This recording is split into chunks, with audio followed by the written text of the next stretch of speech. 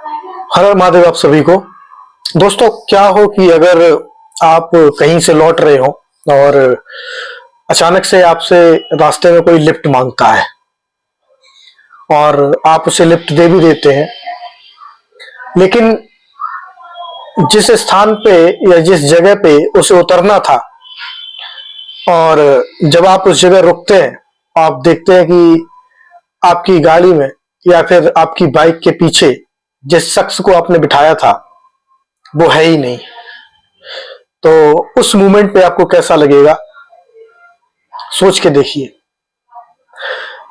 तो आज की जो कहानी है, ये कहानी हमें भेजी है प्रवीण जी ने।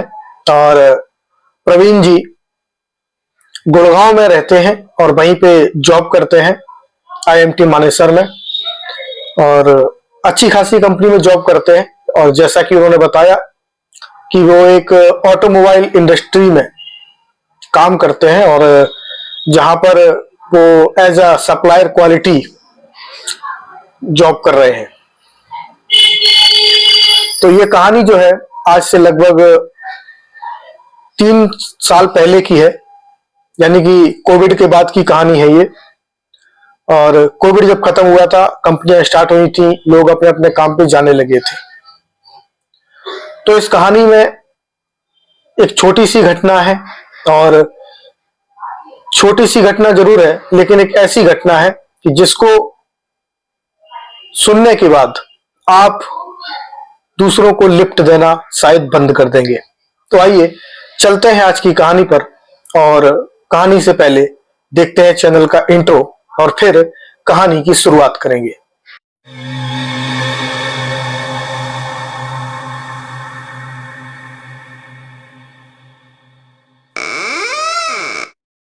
तो हर हर महादेव आप सभी को स्वागत है आप सभी का हॉरर कैसल में। मैं हूं विवेक और एक नई कहानी के साथ आप सभी के सामने फिर से हाजिर हूं। तो दोस्तों, इस कहानी में एक पात्र है प्रवीण जी, और इस कहानी में ज्यादा कुछ नहीं है, सिर्फ एक ही पात्र है प्रवीण जी, और प्रवीण जी के ही इर्द गिर्द ये कहानी घूमती है। तो बात है कि कोविड का टाइम खत्म हुआ था और लॉकडाउन हटा था, लोग फिर से अपने काम धंधे पे लौट रहे थे। और जैसा कि मैंने आपको बताया कि प्रवीण जी एक काफी वेल नोन ऑटोमोबाइल इंडस्ट्री में काम करते हैं, जहां पे वो एज अ सप्लायर क्वालिटी काम कर रहे हैं और अच्छा खासा उनका काम है। तो वहीं वो अपनी फैमिली के साथ एक फ्लैट लेकर रहते हैं, और फ्लैट लेकर रहते थे तो फ्लैट से कंपनी तक अपनी बाइक से आना जाना उनका होता था। तो एक दिन की बात है कि प्रवीण जी अपनी कंपनी में थे। उनकी जो जॉब टाइमिंग है सुबह 9 बजे से शाम 5:30 बजे तक रहती है, ये ऑफिशियल टाइमिंग है। लेकिन कई बार क्या होता है कि कुछ ज्यादा काम आ जाता है तो कंपनी में लेट नाइट तक रुकना पड़ता है। तो एक बार की बात है कि प्रवीण जी अपनी कंपनी में थे और अचानक से कुछ ऐसा काम आ गया जिसकी वजह से उनके सीनियर ने उनसे कहा कि प्रवीण, आपको आज ये सारा काम जो है वो निपटा के ही जाना होगा, उससे पहले आप घर नहीं जाओगे।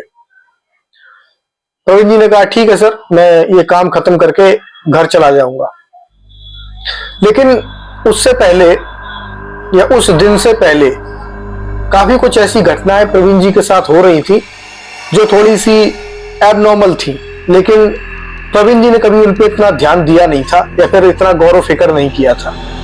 घटनाएं क्या होती थी कि जब कभी प्रवीण जी लेट नाइट यानी कि रात 8 बजे के बाद या 9 बजे के बाद अपनी कंपनी से निकलते थे, तो कंपनी से और मेन हाईवे तक आने में थोड़ा सा एरिया ऐसा पड़ता है कि जहाँ पे आज के टाइम में भी काफी वीरान एरिया है, फील्ड्स वगैरह है, यानी कि खेत वगैरह है और काफी खाली एरिया पड़ा हुआ है। तो जब भी प्रवीण जी उधर से निकलते थे तो अचानक से इन्हें लगता था कि जैसे पीछे से इन्हें कोई आवाज दे रहा है। हालांकि प्रवीण जी को शौक है वो अपना बाइक चलाते हैं तो एक कान में ईयरफोन वगैरह लगा लेते हैं और गाने सुनते हुए अपनी बाइक चलाते हुए जाते हैं। तो इन्हें कभी कभी लगता था कि पीछे से कोई आवाज दे रहा है, लेकिन गाने की धुन में मग्न प्रवीण जी आराम से चले जाते थे, इतना ज्यादा ध्यान नहीं देते थे। एक बार ऐसा भी हुआ कि जब ये रात में जा रहे थे तो इन्हें अचानक से पीछे से आवाज आई, प्रवीण रुको। और इन्होंने अपनी बाइक रोकी, पीछे मुड़ के देखा तो वहां कोई नहीं था। इन्हें लगा कि शायद इनके मन का वहम था, या फिर हो सकता है कि और कोई प्रवीण हो पीछे जिसे बुलाया गया हो। तो ये वहां से चले आए, लेकिन इन्हें नहीं पता था कि आज की रात कुछ बड़ा होने वाला है। प्रवीण जी जो है कंपनी में रुके हुए थे और इन्हें काम करते करते, काम को खत्म करते करते लगभग रात का 11 बज गया।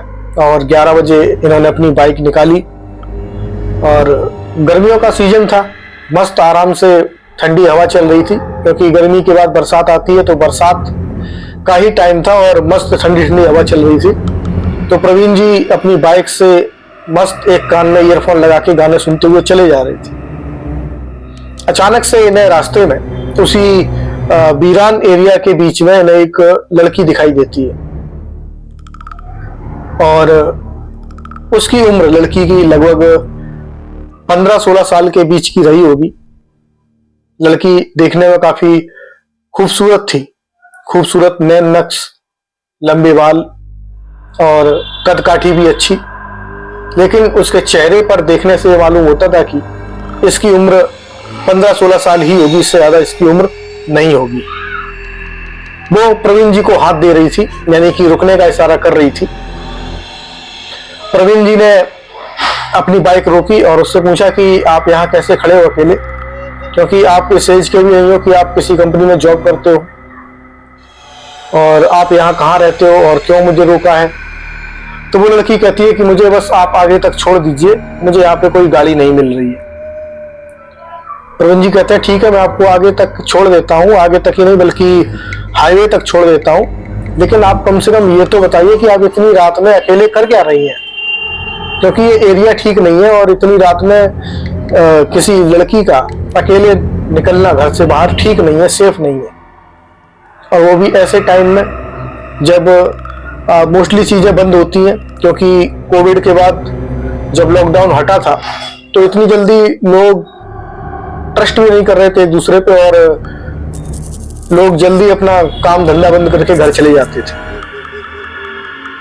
तो प्रवीण जी के काफी बार पूछने पर भी उस लड़की ने बस इतना ही कहा कि आप मुझे बस आगे तक छोड़ दो, बाकी मैं आपको नहीं बता सकती।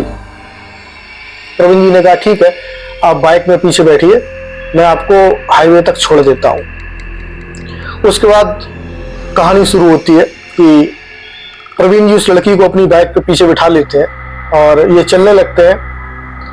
लड़की इनसे बात करती रहती है रास्ते भर।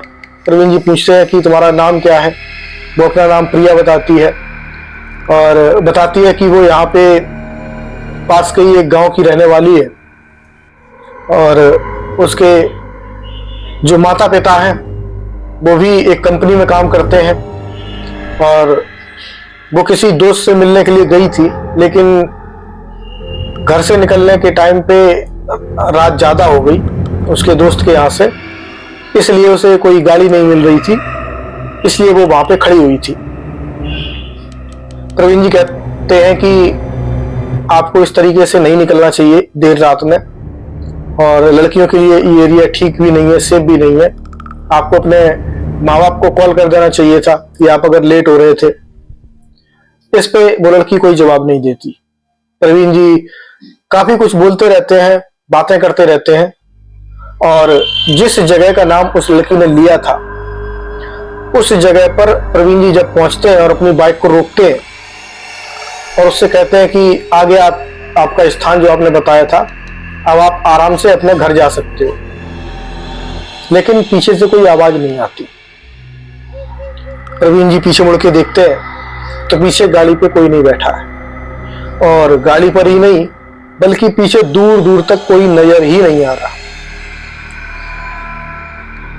प्रवीण जी ये सब देखने के बाद एकदम बिल्कुल भौचक्के थे और काफी डरे सहमे भी थे कि आखिर वो लड़की कौन थी जो इतनी देर तक मेरे साथ बात करते हुए मेरी बाइक पे आई, और वो उतरी कब, क्योंकि बाइक रोकने के ठीक 2 मिनट पहले तक वो लड़की जवाब दे रही थी,